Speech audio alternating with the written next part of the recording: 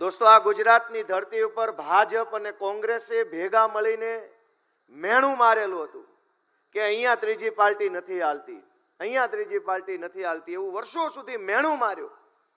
પણ ગુજરાતના છેવાડાનો નાનો માણસ બેઠો થયો, ગુજરાતની જનતા બેઠી થઈ, આમ આદમી બેઠો થયો.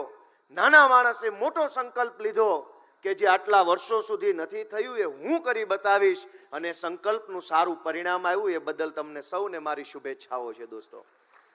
અને નાના માણસના સંકલ્પના બળને ઓછું ન આંકવું જોઈએ, કેમ કે નાનો માણસ આ દેશમાં જે ધારે એ થાય છે.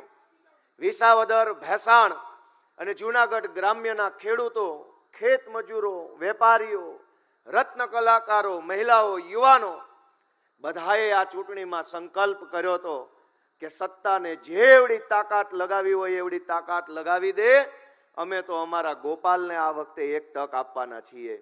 અને પરિણામ તમારી નજર સામે છે કે આખા ગુજરાતની સરકાર, ધારાસભ્યો, સાંસદ સભ્યો, મંત્રીઓ, ચેરમેનો, પોલીસ, ગુંડા, બુટલેગરો, ગુજરાત આખાની તાકાત વિસાવદર વિધાનસભામાં ભાજપે લગાવી. પણ વિસાવદરની બળુકી, મહેનતુ અને સિંહની હારે રહેલી જનતાએ એક અદ્ભુત ન્યાય નિર્ણય કર્યો છે અને આખા ગુજરાતને એક સંદેશ આપવાનું કામ કર્યું છે.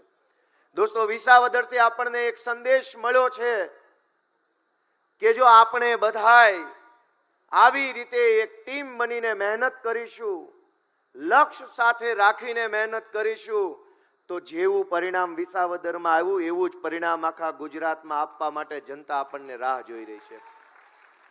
જનતા આપણને ઈચ્છે છે, જનતા આપણને પ્રેમ કરે છે, જનતા આપણી રાહ જોઈ રહી છે.